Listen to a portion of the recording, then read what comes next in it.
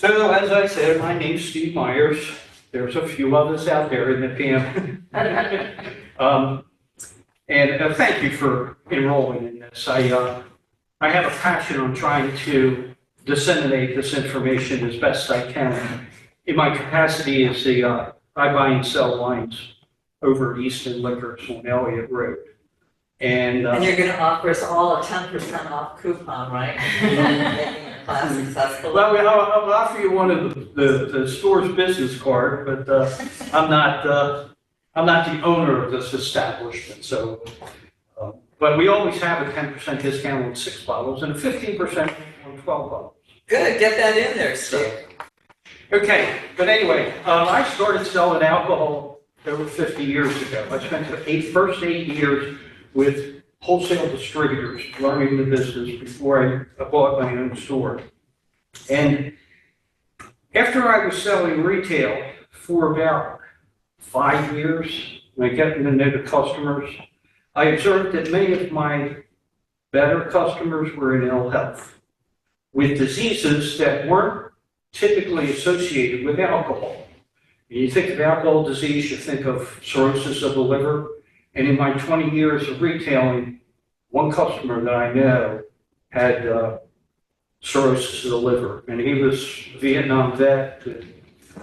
Perfect heart, probably saw more health than most people in their lifetimes. But anyway, I started to become concerned because when they told me that they had diabetes and coronary heart disease and arthritis and gout, I'm trying to make it, is alcohol contributing to this? And there was no answer. But anytime I heard somebody talk about cancer, it hit a nerve with me. My father died of prostate cancer. My mother died of lung cancer. And so I started questioning, but this is back in the mid-'80s. There wasn't an internet. It wasn't a good source of information. And whatever information was out there typically wasn't shared with the alcohol beverage industry. It would be shared with healthcare. So it took about 20 years, but I kept asking the same questions. Eventually, I found the research of a Dr. Charles Lieber with the Mount Sinai School of Medicine. He was the foremost authority on how alcohol affects the liver. And I followed his paper trail. Hello. Sorry. That's okay. I was at the wrong. You haven't missed anything other than my name. I'm Steve. Steve, okay. So when I found Dr. Lieber's research, I started following his paper trail. And lo and behold, it took me to Rockville, Maryland, where the National Institute of Health is. And they have a component group there that does nothing but study the effects of alcohol in the body. Now here I am in Randallstown, Baltimore County. Rockville is about 40 miles away. I've been asking these questions for 20 years and didn't know that they were there. So when I found some of the answers, understood the research, I felt that I could sell alcohol in a more responsible fashion. So by raising the awareness of some of the adverse effects, marketing is nothing more than identifying problems and finding solutions to those problems. This is going to be a 3-week course that will be broken up into different sections. I wrote the book to raise the awareness, by the way. The book is available for sale at half price for anybody taking the class. So I recommend it highly. How much is it? $10. $10. Okay, good.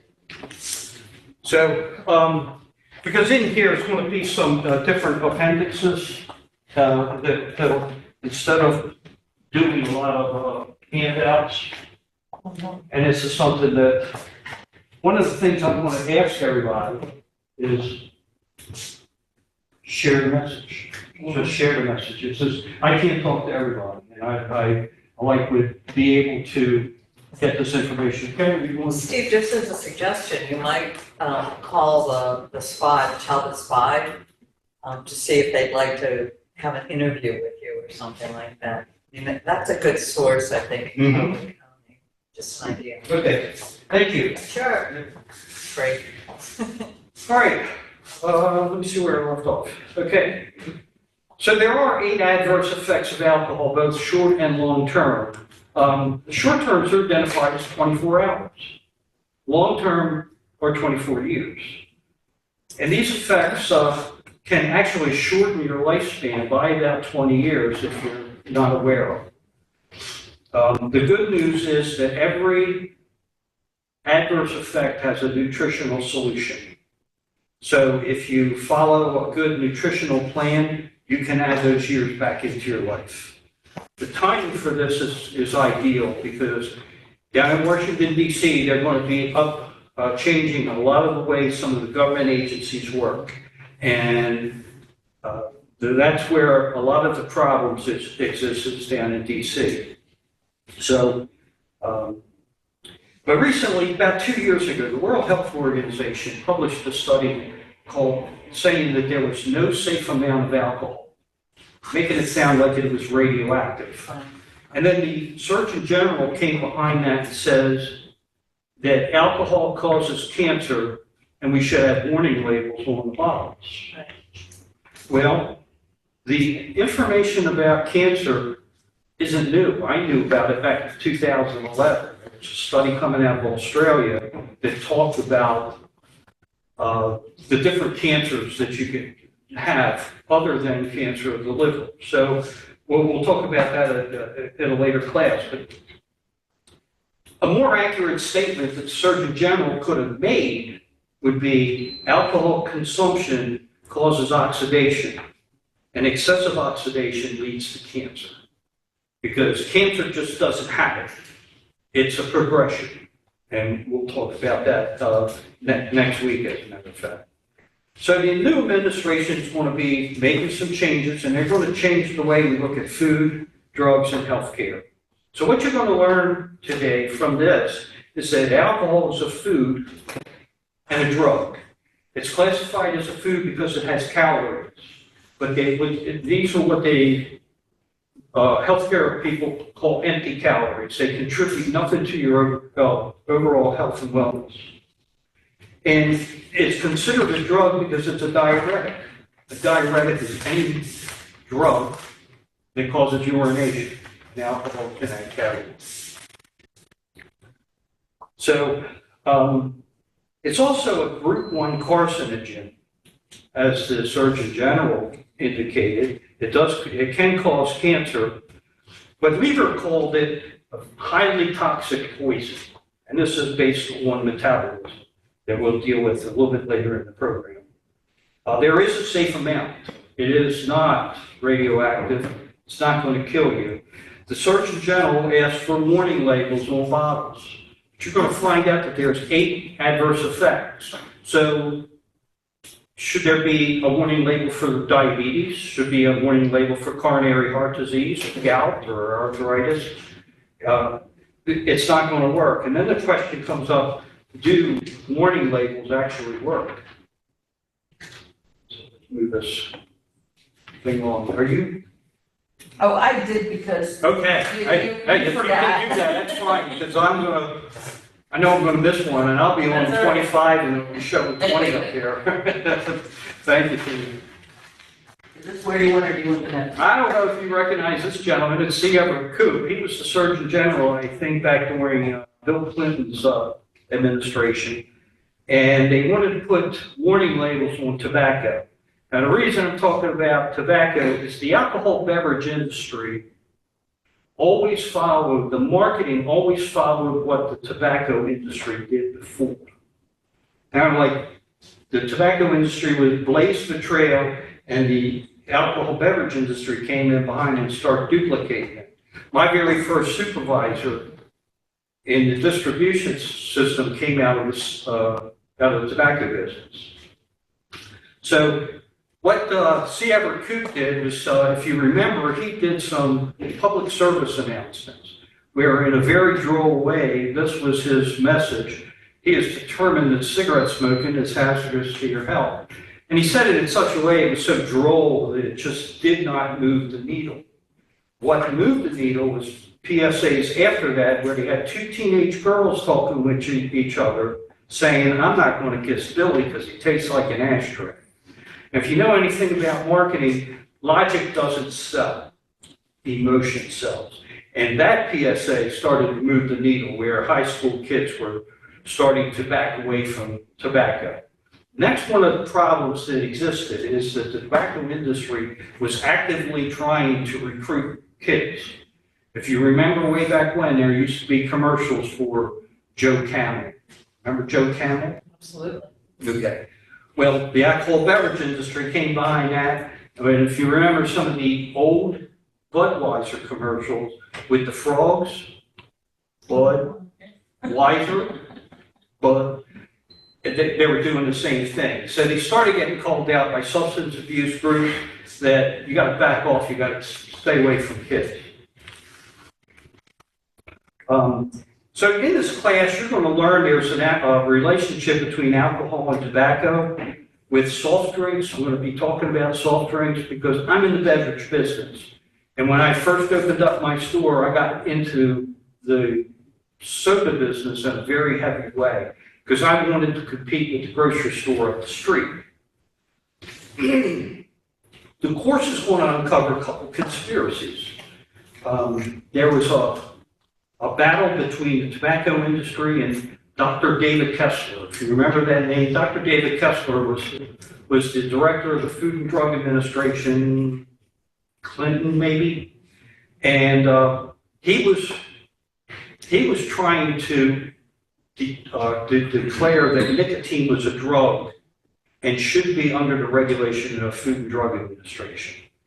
After he was successful in doing that, he wrote a book. It's called The Question of Intent. If you want to find out about a conspiracy in the consumable products, read that. It's very revealing. It's somewhat like the Aaron Brockovich, where they found a whistleblower on the inside that revealed company memos going back and forth. We're also going to talk about some of the battles that Coke and Pepsi had trying to maintain their formulas with sugar. And then some of the controversies that resulted from artificial sweeteners. Then Big Pharma, there was a lot of controversy with some of the products that they put out. Remember, OxyContin was put into the marketplace, had to be recalled. At Viendia, there were several different brands that got into the marketplace were very harmful. The FDA didn't do their due diligence in declaring whether it was safe or not. So many of these agencies, and actually there was another one more recent, is the COVID problem with vaccines, how vaccines got into the marketplace extremely fast with no testing, and all the controversy with Anthony Fauci. A lot of these agencies there are different, all government agencies that were involved, but the FDA is Center for Disease Control, and the NIH and the NIAAA is a component group of the NIH. So some of these are not theories.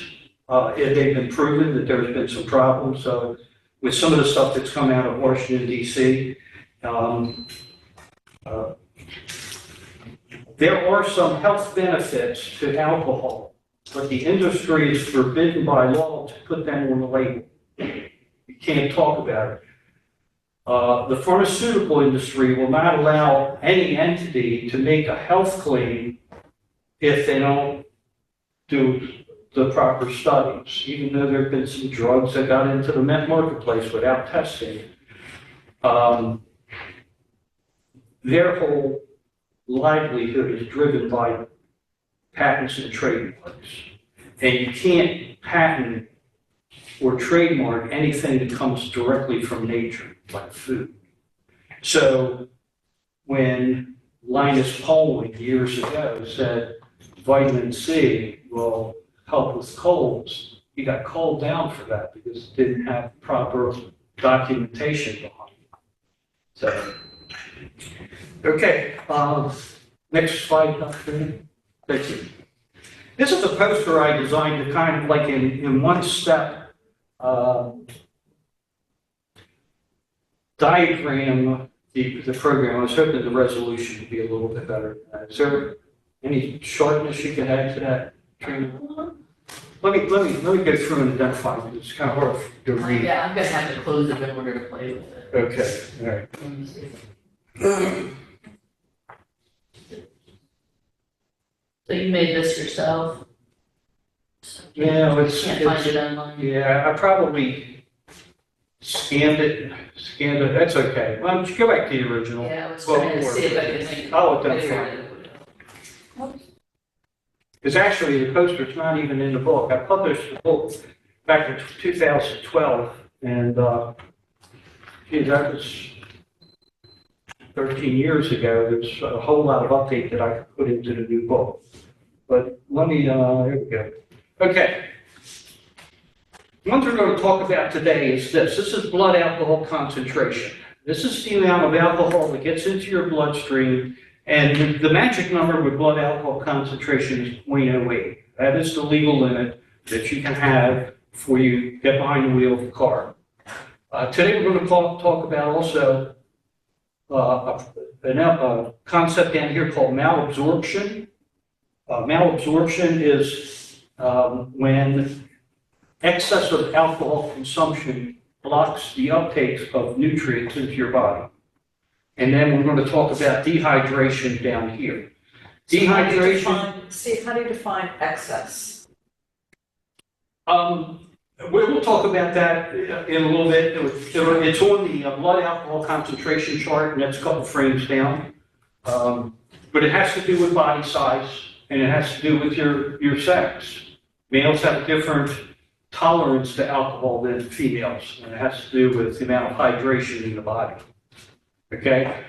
These two elements here, toxicity and oxidation, fall under the category of cellular health. We'll talk about them next week. And then these three here, this is control your blood sugars, this is stress, and sexual dysfunction. So we'll talk about how alcohol has all those effects on hormonal balance. Okay? The rectangles represent the 8 adverse effects. The bubbles in between protecting the body are the nutritional therapies. There have been attempts within the NIH from time to time, and it happened quite recently, where they tried to solicit the NIAAA solicited 5 of the top alcohol producers to fund a study, and they were each asked to put up $100 million to fund a study with a predetermined outcome of health benefits. And it was shut down before it happened. But there was enough documentation in this to cause a stir. Unfortunately, it didn't cause any firings. Those people were still in their same position. So the question comes up, has there ever been an alcohol education program for consumers? And the answer is really no. I mean, this is as close as you're going to get to having something that's going to have a total look at how alcohol affects the body. So the NIAAA should be on slide 4. Yeah, we're there. Yeah, that's coming up. You can go back to the other. Oh, okay. The NIAAA has given away millions of dollars in educational grants. You're going to learn about the history of the alcohol beverage industry. We're going to go back to the very before Prohibition, then Prohibition, repeal, and all the government regulations and policies that have come about after the repeal. But there's a new sheriff in town, and there's a lot of irony to it, because the Trump family owns a winery in Virginia. And Robert Kennedy's grandfather, Joseph P. Kennedy, was in the alcohol beverage industry before and after Prohibition. He was a partner with Franklin Roosevelt's oldest son, James, in distribution. And they brought Haig and Haig Scotch, Gordon's Gin, and Shenley whiskey into the United States. That's how the old man made money, was during the It's where Prohibition. a lot of that money came from that. Okay. And Shenley was one of 6 companies that during Prohibition was allowed to make medicinal whiskeys. And coming out of after repeal, Shenley was one of the top 5 liquor companies. Actually, it was the top liquor company for 5 years, and then become part of what they called the Big Four, which was also Seagram's, National Distillers, and Hiram Walker. And the reason I'm making this connection is the very first company I worked for was owned by Shenley. I was a Shenley distributor. It was owned at the time by a conglomerate called Rapid America. Rapid America owned a lot of different businesses in different industries. Playtex Living Bronze, Riviera Casino in Las Vegas.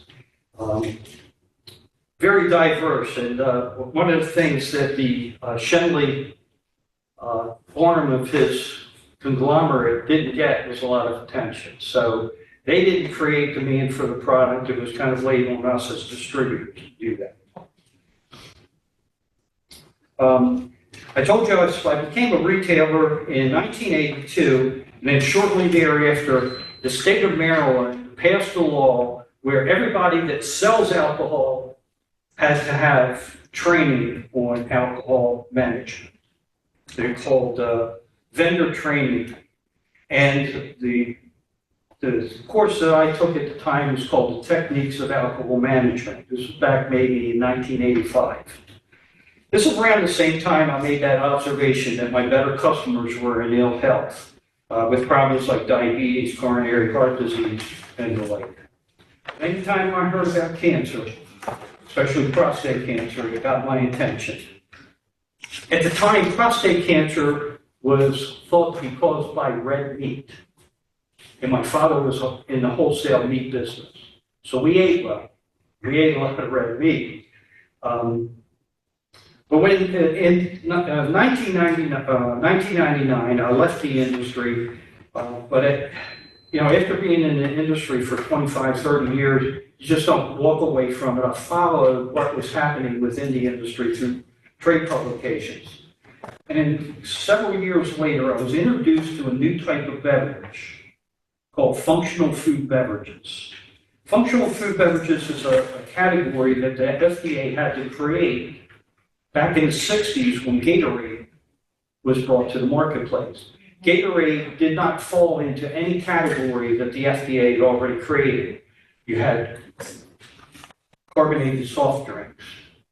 Then you had beer, wine, spirits. You had a lot of different beverages, but Gatorade defied any category that they had. And because it had electrolytes, they think, well, this is functional, and that label stuck. Also around this time, my social group changed. I was living, we were living at the time on Kent Island, and we moved down to Ocean Pines. When I did that, I became a member of the golf club down there. Well, I was 50 years old at the time, and the average age of the golf club was 76. So as I walked the course with some of my golfing partners, you get to talking about health. And I couldn't help hearing about all the problems they were having. Coronary heart disease with sugars and all that stuff. And I needed to teach myself how to protect. I didn't want to end up like that. So eventually, I got back into the alcohol beverage industry in 2008. We were involved with builders. My wife had a contracting company. We actually cleaned this building. We were a contractor on this building. One of our clients was Willow Construction, local. So when the real estate market tanked in 2008, we had 2 mortgages. We decided to get rid of the big one in Ocean Pines. We moved to our condo down in Florida. But before I did that, I got back into the business locally. I managed a store over on Kent Island, and I had to get recertified in that same vendor training. And this is 25 years after I took my first one. The program never changed. The instructor was the same. The dialogue was the same. The only thing different was the lunch menu. So after the program was over, I went up to the instructor. Her name was Carolyn. She's associated with the Purple Moose down in Ocean City, if you know where that is. And I said to her, how come you're not talking about any of the mixed drinks they're doing? What they started doing with this functional food beverage category, there was new products that were coming into that category. The most popular was one called Red Bull. Red Bull, it was infused with stimulants and was being mixed with Jägermeister. Jägermeister is a high alcohol liqueur, and they called it the Jägerbomb. So what was happening physiologically to the consumer is the Red Bull was stimulating them out. The alcohol was depressing them down. So you had a situation where they were intoxicated people, but they thought that they were wide awake. They were alert. And it was creating all kinds of problems in the marketplace. There was many state attorney generals that petitioned the federal government to get those products banned. So anyway, shortly after that, we wound up selling our house in Ocean Pines and moved down to Florida, and that's where I started my research. I knew I could put together a better program than what I was listening to. And I wrote the book, started writing the book. I formed an alcohol company called Responsible Alcohol Marketing. And I wrote the book. And after the book was completed, I took a job as a wine consultant with ABC Fine Wines and Spirits down here. ABC is the largest retailer in Florida. They had 140 stores. I wanted to find out whether the material that I was researching could be applied into the marketplace, and it did. Fortunately, where I lived was not a college town. It was more for seniors. So a lot of the demographics were over 50 adults that were having some issues with health and questioning some of their health habits. I promised this. Let's go to the next one. Trina. I think I'm probably beyond that. Let's go on to number 6. There we go. When I first contacted the forum to do this program, I got a call from Doug Holly. Doug Holly's the curriculum director. And he came over to the store, and I went through and I told him some of the stuff that I was doing. And because we're going to be talking about the science of different disciplines, he wanted to make sure I didn't get too technical. Because there is, believe it or not, there is a fear in the United States of the word science. It just strikes fear with people. And it's one of the reasons why academically we're so low in science. We're like 26. And there's a reason for it. And I didn't know it when I started all this, but I had to address the issue. This is a scientific method. I don't get involved in the bottom part of that. I do 2 things. I made an observation and I started questioning. And all of these other parts of the scientific method, I leave to the experts. I don't do research, tests, or anything like that.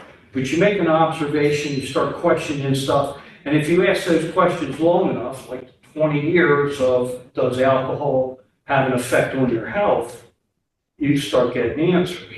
So I promised Doug I would try and keep it simple, but I've never been a scientific guy. I mean, I had biology in high school, like many people, but it didn't stimulate my interest. You know, it's one of these use it or lose it type of situation. And I just didn't see myself getting into any of the sciences as a career. I keep it very simple. You know, observation, questioning, that's about as far as I go. Next slide. Because there's an overlap in sciences. And again, I just want to identify them. What we'll be talking about is how the body metabolizes alcohol and the nutritional therapies that can protect your body. And down below, we're going to talk about cellular health because that's two of the adverse effects. But there's a concept called food chemistry that falls under nutritional therapy. That if you understand the relationship between certain foods, you can keep yourself healthy. Hippocrates said it best, let food be your medicine, let medicine be your food. So what we're going to explore is how they converge. Next slide, please. So that actually there's an overlap of a lot of these where I discovered that wine chemistry, alcohol metabolism, food nutrition, plant biology, they kind of overlap to a point that if you can live your life in this very center part, well, it'd be like a utopia. But you got to understand what the different sciences did. So we're going to bring that to you in a very simple way. One of the questions I keep asking when I look at some of this stuff is, you know, who created the sciences? You know, how do we get there? And one of the things that happens to me over and over and over again, because I keep asking questions, I look for some guidance. A lot of this stuff came to me by revelation, you know, almost divine intervention, where I asked a question and 3 years down the road, I'm getting the answer to it. So it's like my mind was fertily, you know, if you drop a seed, you know, eventually it'll sprout. A lot of this stuff started falling into place. It just really kind of amazes me about how that took place. So, but we'll talk about how this thing overlaps. Pretty much I covered everything that's right here. I'm going to get ready to move on to, let's talk about Doug for a minute. Chad, back up one more time for the, you know, Doug had that, the concern that this thing would be complicated and it would be over a lot of people's heads, and it really isn't. I'm going to bring it down to a very elementary level. The first manuscript, go to slide 10. This is the first manuscript that I wrote. And it's called SAM, The Science of Alcohol Management. And you can look at it, it was kind of a weird type of diagram that I had in there. So when I set up my company down in Florida, I contacted a small business development group that was based out of Florida Gulf Coast University here in Fort Myers. They put me into contact with Peter Keating. Peter was turned out to be the best mentor that I could have. Peter had a journalism degree from Columbia, but he worked with the pharmaceutical industry when erectile dysfunction drugs started coming out into the marketplace. And he helped with that transition of trying to get that, I'm going to use the word exposed, get all that, the different brands into the marketplace. One of the things that Peter told me I had to do was before I published the book, I had to have a focus group.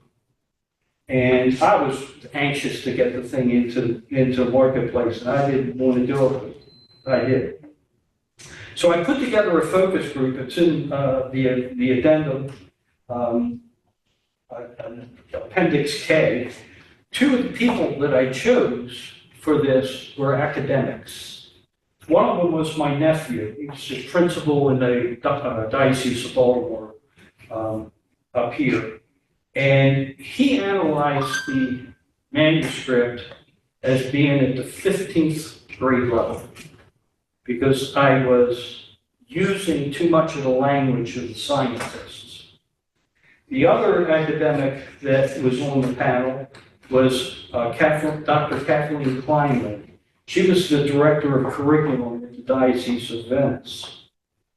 And she created a program down there that I wound up taking called the Safe Environment Program. It's where you can recognize the abuse of both children and adults. Well, she told me, if you want to sell this book, you got to take science out of the name. And I, didn't understand why. I said, why? She goes, there's a fear of science in the United States. They'll avoid it like the plague. So there is this real science. I went and researched it. Next slide. And this is the person that was responsible for it. Mary Shelley. She was a writer back at the end of the 19th century. And she, on a bet with another writer on who could create the scariest story, she wrote the story of Frankenstein. And a new genre of the arts was created called science fiction, which is actually an oxymoron. Science is exact. It's one of the things I like about it. You get the same answer every time. But fiction is just the opposite of that. It's fake. It's made up.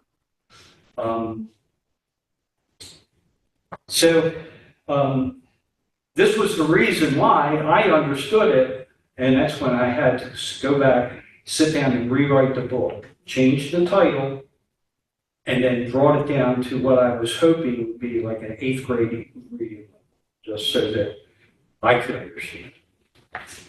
So that's the story behind science. It's not a 4-letter word, but there's just a lot of people that it scares them. So let me introduce you to some of the researchers. I would call Dr. Lieber, let's see, what's the best analogy? He was just the foremost authority on how alcohol affected the body. During the time that I was a retailer, I went through a period of time when I was under a lot of stress and my diet was bad. And I needed to teach myself how to eat, pretty much is what it boiled down to. And I bought the book called Total Nutrition. It's actually a publication of the entire faculty of Mount Sinai School of Medicine up in New York. If you're not familiar with it, it's on par with Johns Hopkins. And Sorry, Steve, what year was this that it came out with this stuff? the year that the book was published was in the 90s. So it's like, I think it was maybe pushing towards the late 90s.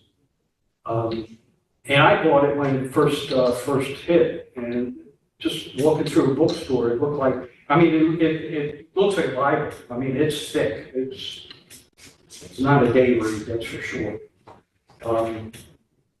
But Lieber wrote a chapter in it. He actually wrote 2 chapters, but he wrote a chapter in here on the nutritional effects of alcohol.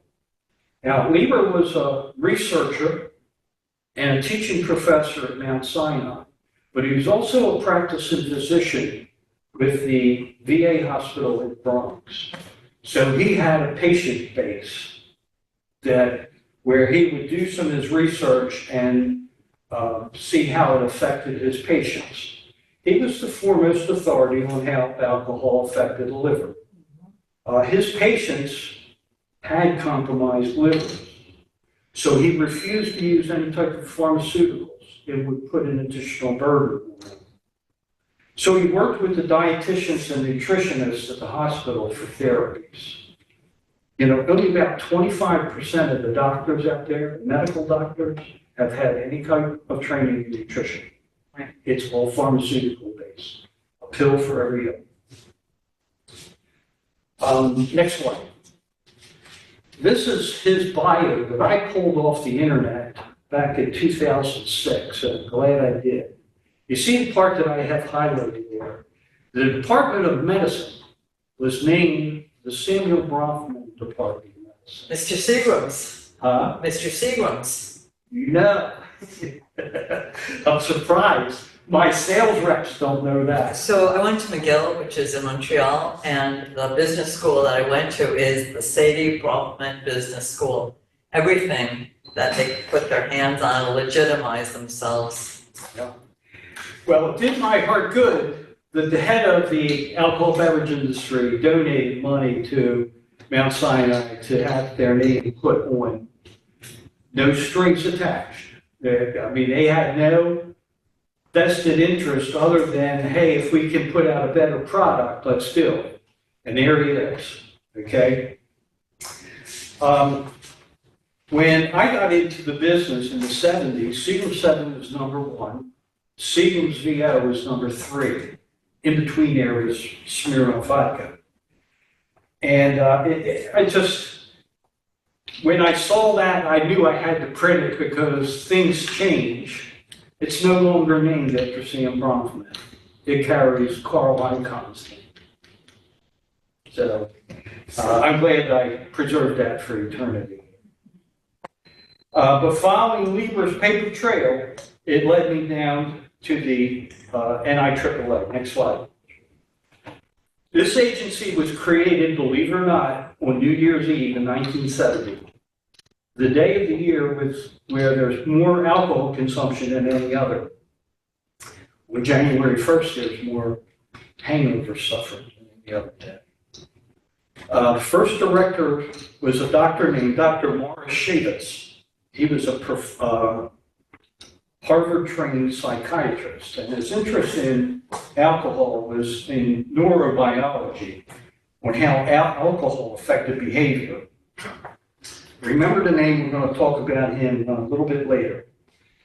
If you want to know anything about any government agency, next slide, Jimmy, they have a 5-year plan. And if you find a 5-year plan, you can find out exactly what they're trying to discover. The very first plan that I found was back in 2006. This is a 2009 edition. In 2006 to 11 was the very first plan that I found. But then in 2009, they created this one. Why would they go and change and create a new 5-year plan? The Obama administration came into Washington. And the very first piece of legislation was the omnibus spending bill, payday for researchers. So I discovered by reading this that there were multiple adverse effects of alcohol, and that the long-term harm begins at middle age. Middle age is defined at 30 and up. Then when you get into your senior years, it's 50 and up. So one of the other things that I learned from this is that alcohol consumption at a certain point will cause you to age rapidly. You ever gone to a high school reunion, haven't seen some of your classmates in 25, 30 years. Some of them might look like faculty instead of your peers and former students. This was the same observation I made with my customers at the store. It was almost like they were aging in front of me as I look back. So yeah, all this stuff started falling into place.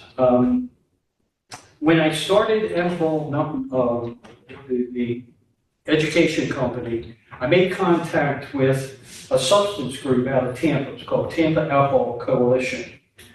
And I was hoping to network them. I mean, here I have an educational program that's based on the latest science, but it didn't go well for me. Most of the people that were involved here were involved in treatment. and there was more money in treatment than in prevention. So I didn't have a real warm welcome. I can remember at one of the meetings when I started to realize that, hey, I'm with the wrong group of people here. I said to one of the leaders, her name was Susan, I said, Susan, I don't think I'm connected with the group. And she said to me, so I'll remember it forever. She said, Steve, you're ahead of the curve. And she's right. I mean, even when I took this back into my industry, my employer, I offered this information to my employer, and the response I got back from my district manager was, this is anti-establishment. What do you mean anti-establishment? We're trying to keep your customers alive. What's wrong with that? But that's some of the pushback that I had from doing this. So, but I'm a resilient soul. So anyway, I parted ways with Tampa Alcohol Coalition. But let's start talking about the plan, the strategic 5-year plan. If you look at that rainbow graphic there, there's 6 age groups. The NIAAA had the foresight to say that the fetus was part of the lifespan. So I guess that means that conception begins in fetus, or life begins at conception.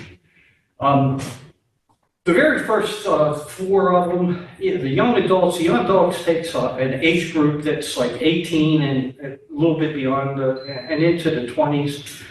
But the long-term harm really kicks in at middle age. So that's where we really want to begin and focus a lot of our information here. But when I was doing, Trina, hit the next slide for me, please.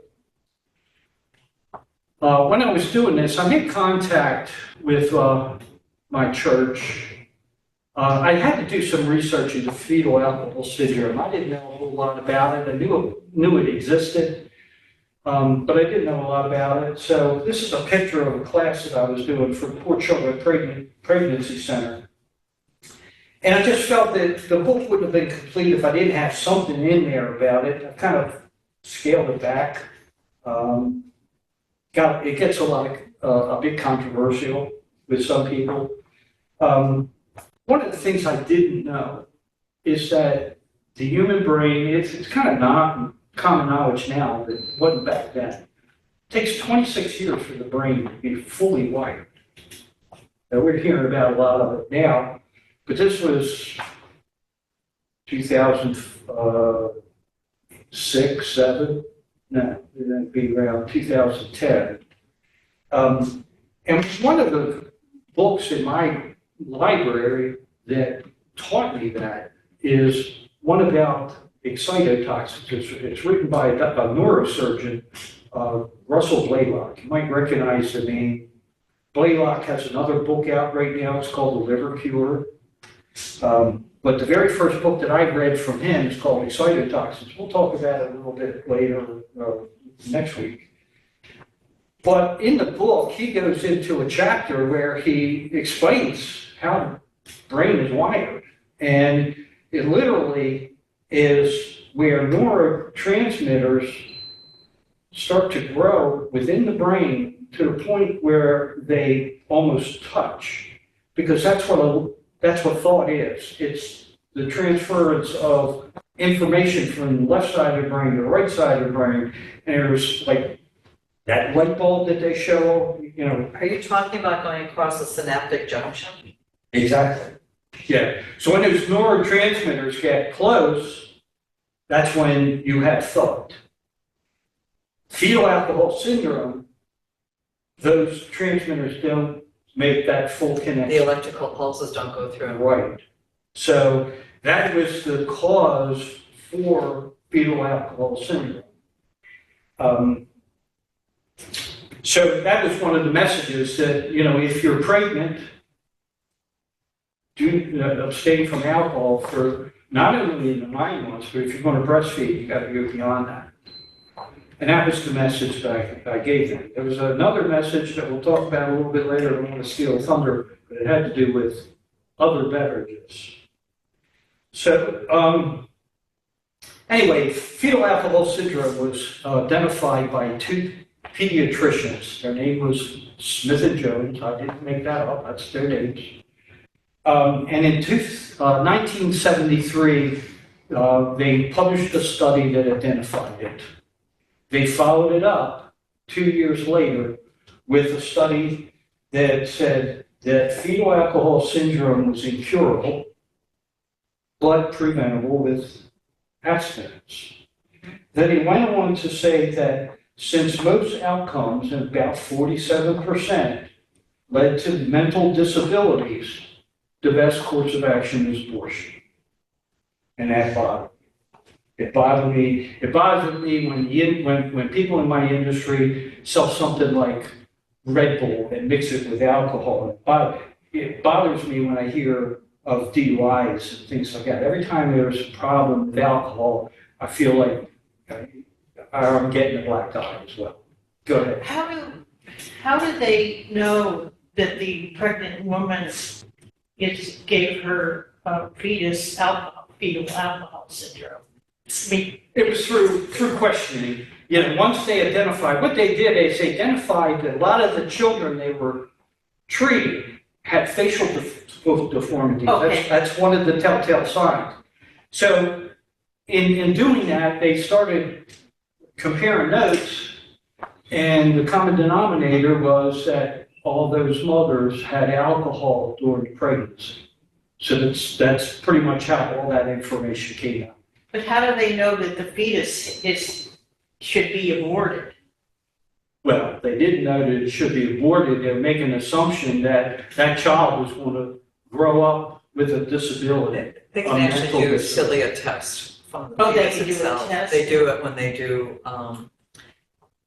amnio and other Okay. things that hormones. Yeah, there's a lot that they can Oh, discover okay, thanks. in advance. And since you brought it up, it's an excellent question. Thank you for that. Because there's a very famous person who was a victim of that. It's Andre Bocelli. Andre Bocelli tells a story that when his mother was pregnant with him, she had appendicitis, and she had a medical procedure done that it required some sort of ice pack on the abdomen. And the doctors told her, it's going to deform your baby. Do you want to abort it? And she said no. So he was born blind, but No, he was not born blind. That's not a true statement. is that right? Okay. Yeah. And I'm speaking out of turn, but He became. but if that was his deformity, look at the contribution he made. So, actually, he and his family are in the alcohol beverages. I have something wine. I'm sure he has a vineyard in Italy somewhere. Yeah. So, all right, well, thank you for that observation, because it's an excellent, yeah. See, So he those was problems, born with sight, and then he had some sort of, and I don't know if it was congenital or if it was viral, but he had something that deteriorated. okay. Well, he didn't go that far in the little video that I saw, but then he went into a song that he was singing. It's really touching. So, anyway, okay, fetal alcohol syndrome begins with begins from the transference of alcohol into the placenta, and it just creates havoc with the baby's development. In 2012, there was a study that was published in the United Kingdom that found that nearly 20% of the young adults, now you have to understand this was 2012, the young adults had some form of fetal alcohol syndrome, and they expanded it, and now they called it a disorder. So, a disorder, it's fetal alcohol syndrome disorder now. So, because There's a they continuum. could expand it and say, well, you have it, and you have it, and you have it. And so anyway,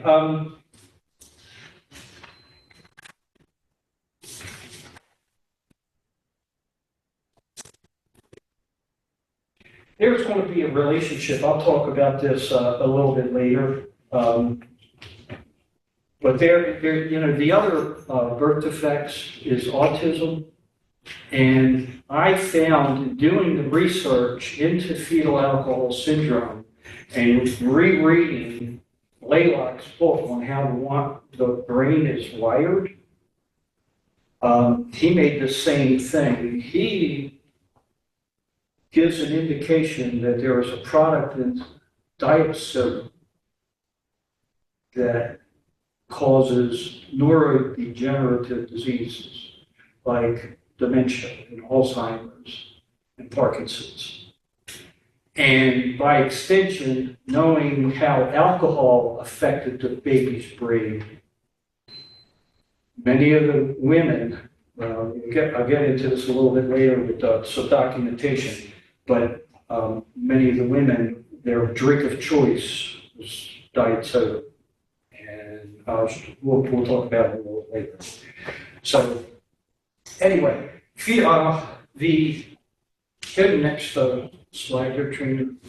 There's an organization that was created by one of the acting directors of the NIAAA, and it's called the National Organization of Fetal Alcohol Syndrome.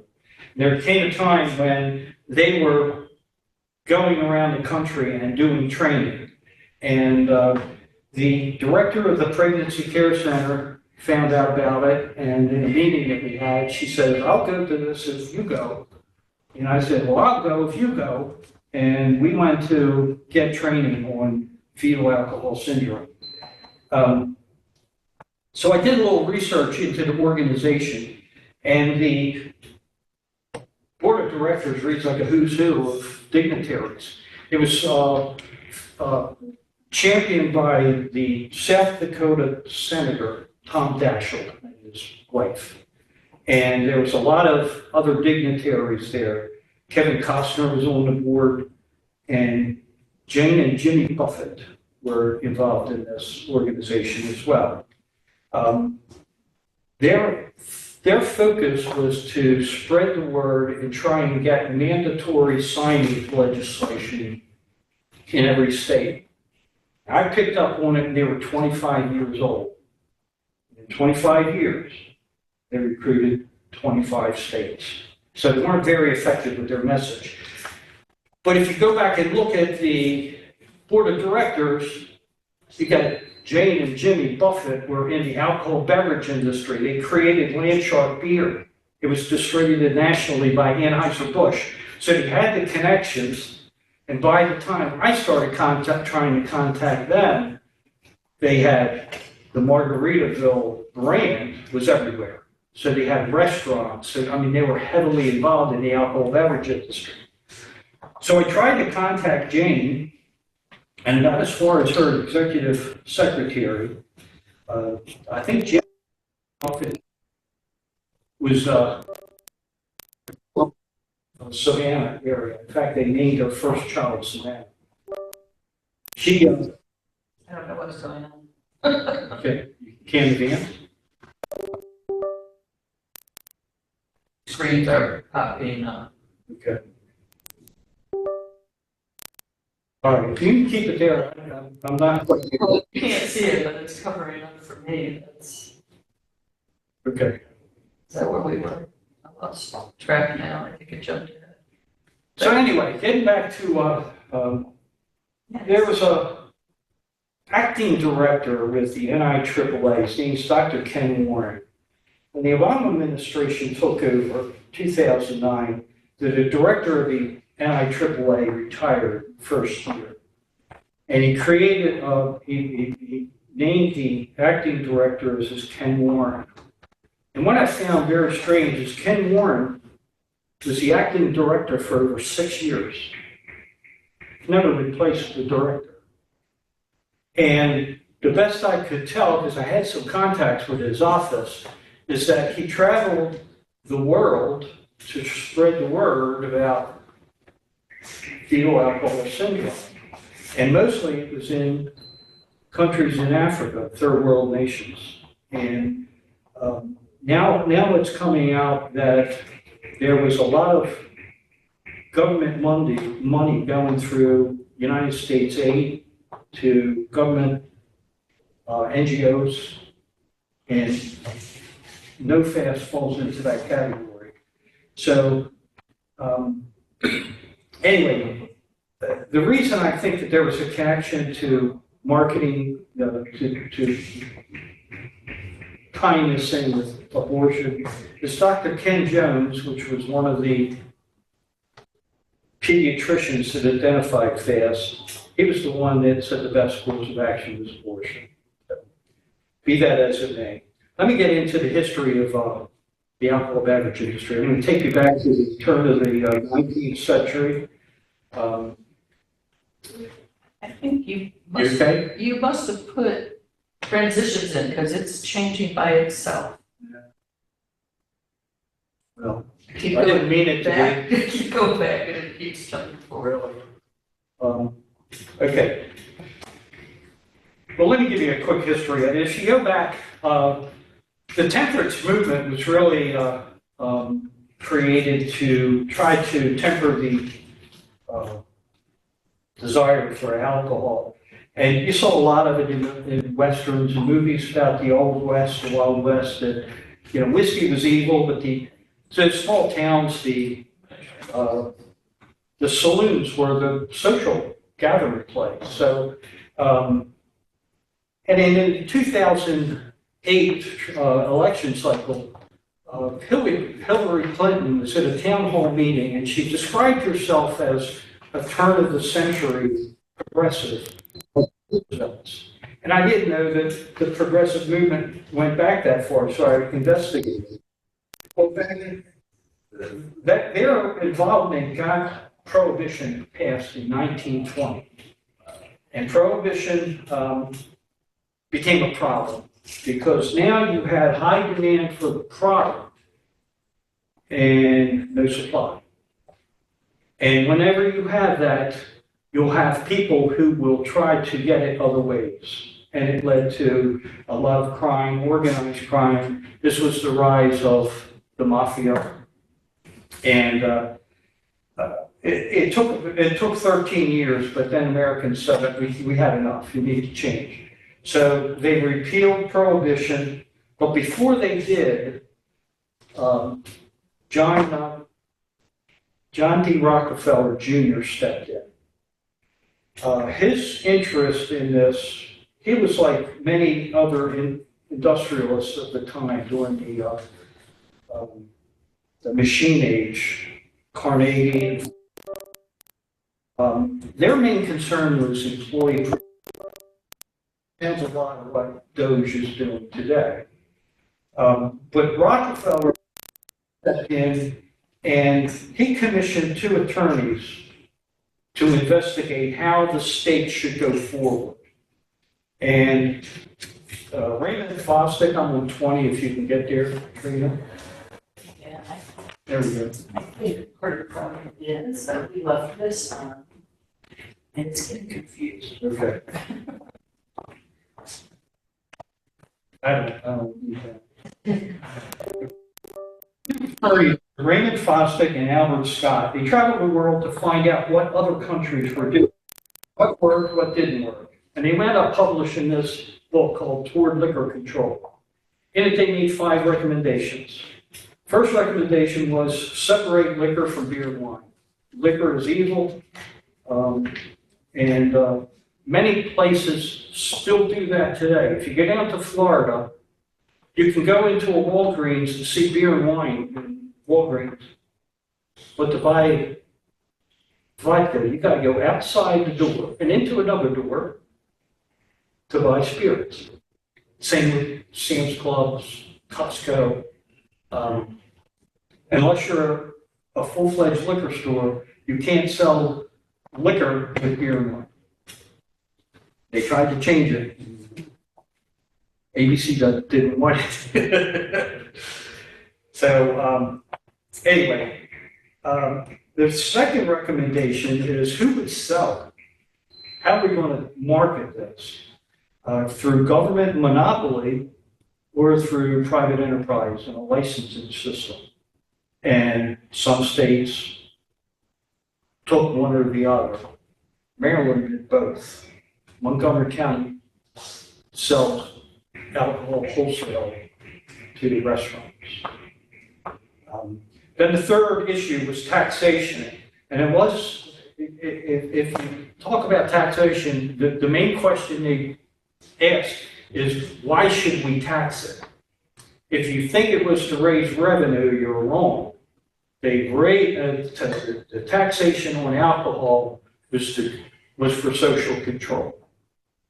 Price it out of somebody's reach. And again, it's just a financial prohibition that if you can't get it one way, you're going to get it another way. That pretty much didn't work. Fourth recommendation was ongoing research. This was 1933. The NIAAA wasn't formed, started operation until 1971. It took over 35 years for that to happen. And then the last recommendation, most important, dear to my heart, was education. And in the book, they called education was paramount. So over the years, there have been dozens of programs that were instituted by the NIAAA. Millions and millions of taxpayer dollars were invested, and with literally no return on investment. The most successful program is one in Minnesota, and it involved parents. But there are dozens of them more that I didn't list under universities. You can see there's a bunch of vendor training programs. I'm in there, but I don't train people within the trade. I'd rather work with the consumer. So my vendor training program is called RAM. My consumer education program is called SAM. My favorite of all of these is social norms. I have to tell you about this one. Social norms was started with a $50,000 grant from Anheuser-Busch to the University of Missouri. And the program was then switched to the University of Virginia. The person who was heading that up moved on to the University of Virginia.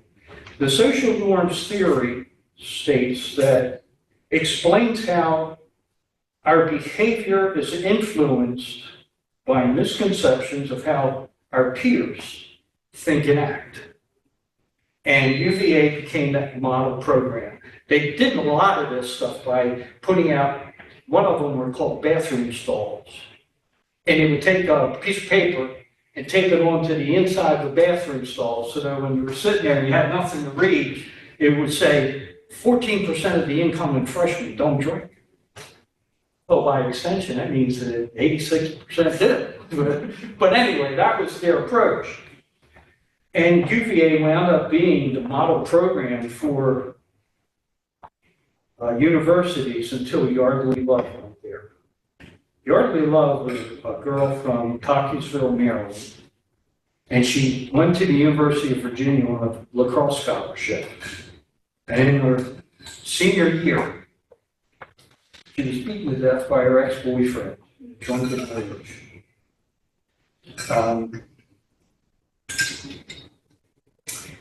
You can track the effectiveness of any of these programs, and I do it a lot, by searching for the Clary reports.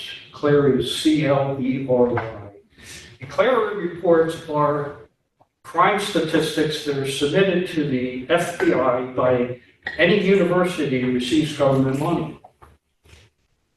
The Clary reports were named after Jean Clary, who was raped and murdered on Lehigh University campus.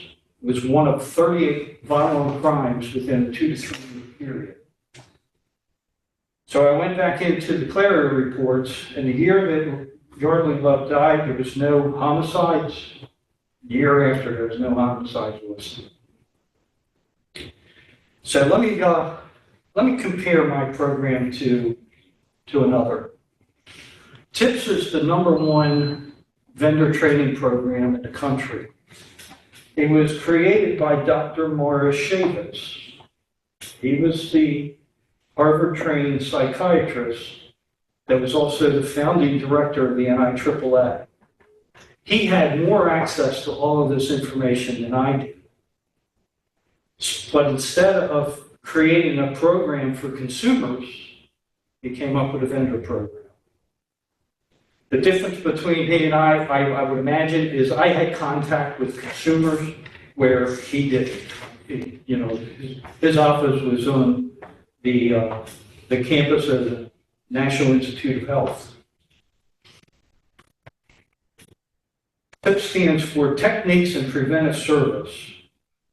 So if the major issue today is consumer education, why didn't he come up with a consumer program? It baffles me to no end.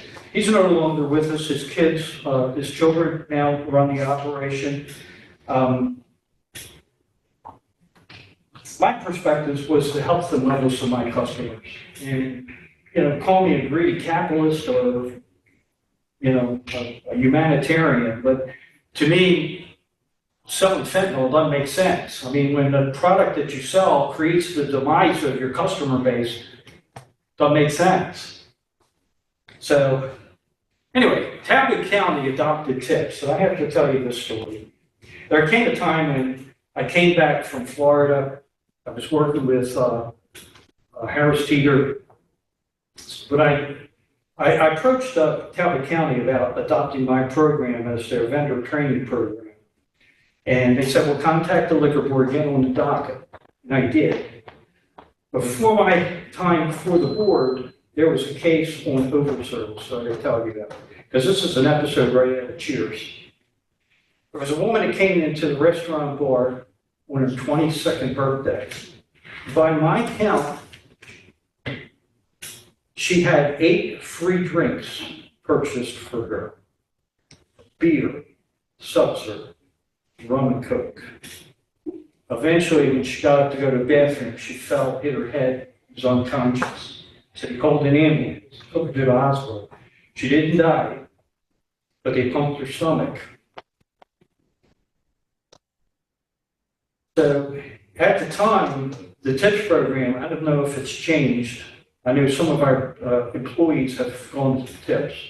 I don't get any of those now because my program has to be, I got to get recertified every year, where a TIPS license is good for 4 years.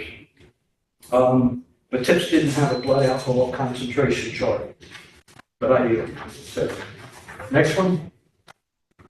So what we're going to do is we're going to analyze this young lady's drinking habits and what happened. This is a blood alcohol concentration chart. I combined male and female. To read this, maybe I need a little pointer. Here, I can make it bigger. Okay, that's fine. Down. Okay. A drink is 1.5 ounces of fluid ounces of alcohol by volume. That's 12 ounces of beer, 4 ounces of wine, or actually 5 ounces of wine, depending on the alcohol content, and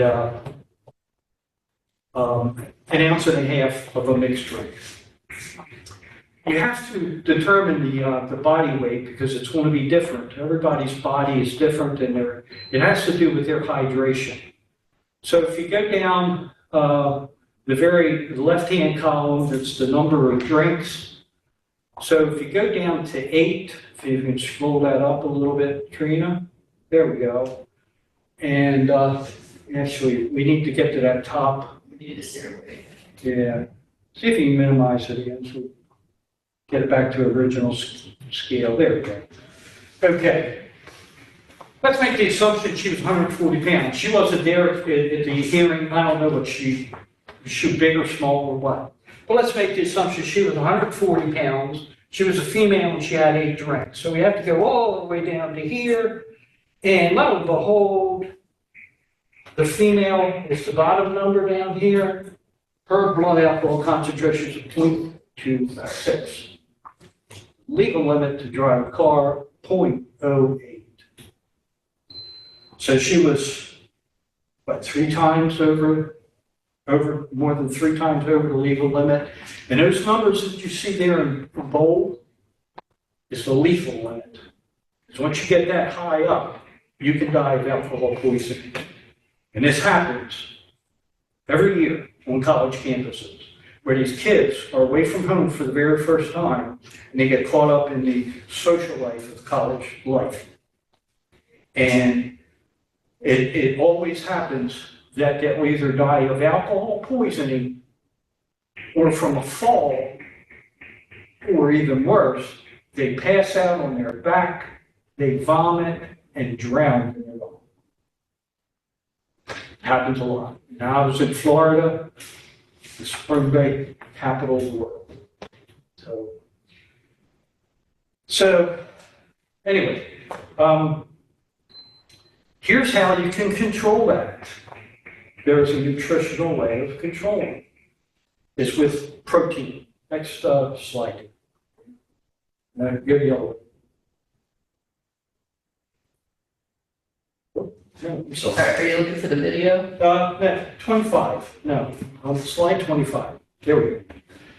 This is graphic of the human stomach. Got this from the National Institute of Health. Has a graphics gallery, and you can pull out a lot of the information there. Number 9 down here is called the pull-arch valve. It's at the base of the stomach. When your stomach is empty, that valve is open to allow fluids to pass through into the small intestines.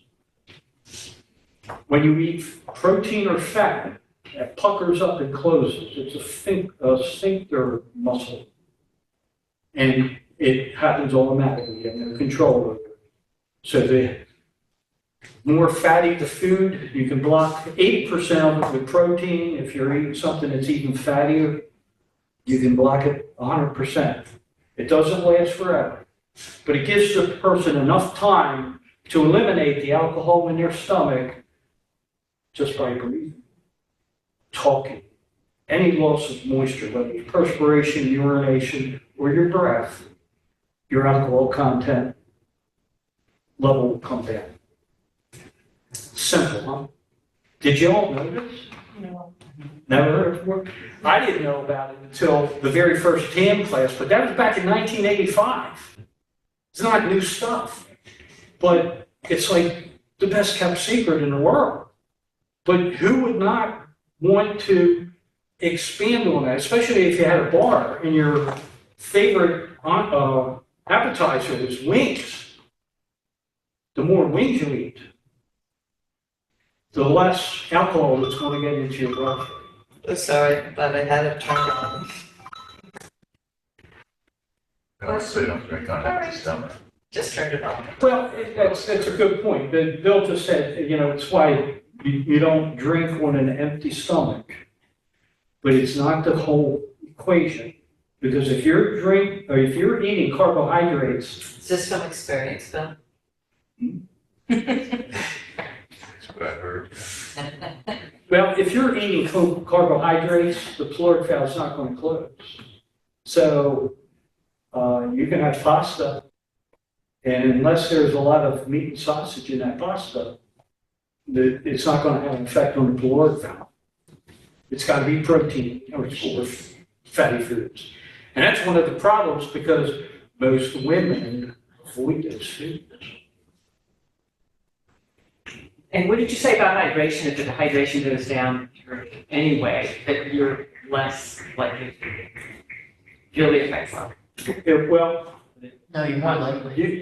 you're less, you can eliminate the alcohol from your body. Because alcohol literally is a vapor. Okay? Alcohol will burn, but it's the vapor that burns. So if you have say a shot glass with 100 proof vodka in it, and you take a match over it, you'll get a blue flame. That's what they do with the restaurants with steak Diane, but they use brandy. The vapor is what burns, it's not the liquid. Okay? So, but anyway, it's any loss of moisture, and you get it through the breath because that's what they do in the field. When an officer friendly stops you, that's what they do. They give you a breathalyzer test to determine the alcohol content, or your breath in this case. I have a question. Go ahead. many people will fall asleep before they have 8 drinks. Well, I mean, She I was- would. everybody knew her name, Carol. It was Cheers, man. Everybody knew her name. She wasn't going to fall asleep. Okay. Yeah. There was no mention of food, but it was a restaurant. Mhm. But she had 8 drinks, and she passed out on the way to a bathroom. So maybe she was less than 140 pounds. I'm just making the assumption. But And what does tolerance for alcohol mean? In this, But tolerance, in this, if you're talking about blood alcohol concentration, and we'll deal with this again a little further along, because the third thing we're going to talk about is the hydration of your body. So hydration or dehydration and blood alcohol concentration have a commonality, and that's water in your system. So hold on to that thought. I mean, I may be able to answer that question as we go a little bit further. Okay? Is this a good place to wrap things up? Or, I mean, you've got a couple of minutes, so I want you to think about. Gee. Yeah. I know, you're only halfway there. Okay.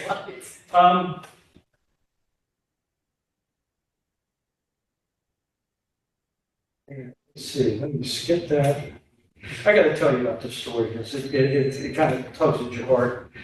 How I got started with some of this stuff, how I applied what I was learning. Back in the 80s, there was a woman that came into the liquor store with a huge stuffed animal. And she wanted me to raffle it off to pay for the medical expenses for her daughter. Around this time, there was a whole lot of DUIs happening to the point where there were sobriety checkpoints throughout. Baltimore County had them. I'm sure there was some on the Eastern Shore. All the major arteries would have had some sort of awareness, and maybe what they were actually doing on the Beltway, they were stopping people. They would stop you at night, 9 o'clock at night, they would stop you, and you had to submit to a breathalyzer test. Anyway, she comes in and she needed money for medical expenses for her daughter. Back in 1979, and she was a nearby resident. Back in 1979, her and her daughter were traveling west on Liberty Road.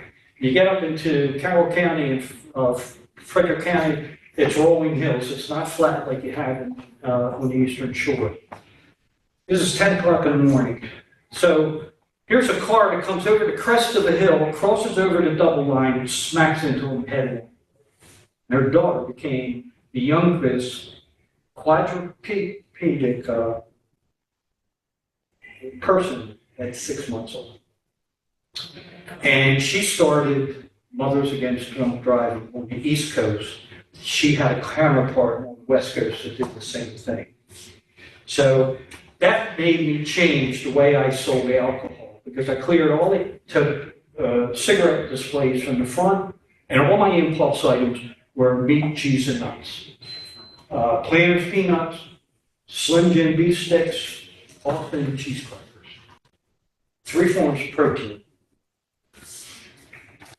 I can skip a lot of this. I'll talk about Jim Cook maybe a little bit later.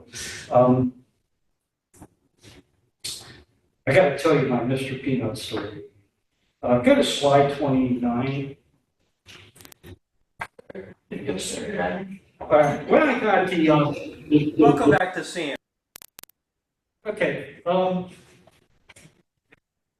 ahead, explain the video. The video will explain it.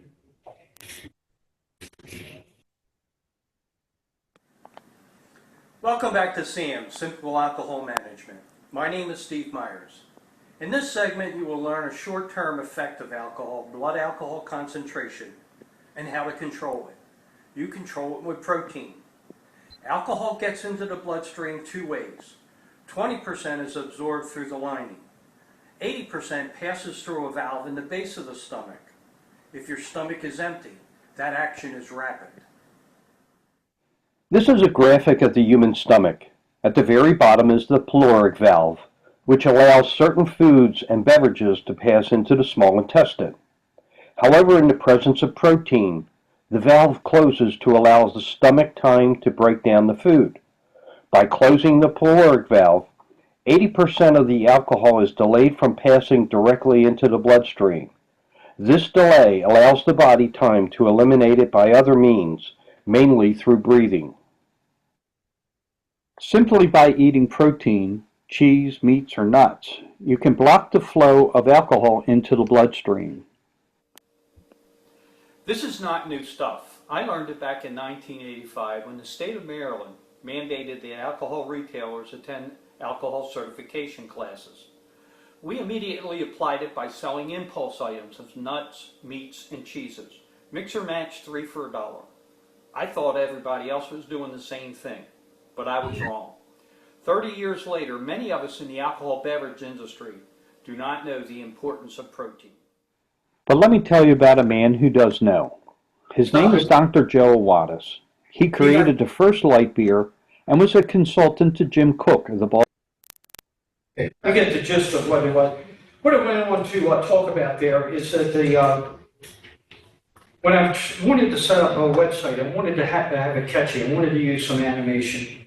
And I wrote a letter to Kraft Foods. I wanted permission to use Mr. Peanut, Oscar Mayer meats, and Cracker Barrel cheeses in my website. And I wrote a letter and mentioned that protein of meats, cheese, and nuts. Mentioned that phrase 6 times at least in the letter. They sent me a nice letter back saying it was we don't let our icons out to the public. But 6 months later, another ad came out on TV, and it should be slide 30. Paul Revere. Gary, do you think I rode all night from Boston to Concord while nibbling a quinoa-crusted protein bar? Probably not. Quite right. All I had that evening was meat, cheese, and nuts. Good memory. Take this. It's got protein for your big ride. Oh, I'm just going home to my family. To warn them. No, the in-laws are coming. The in-laws are coming. The in-laws are coming. P3 from Oscar Mayer. It's 13 grams of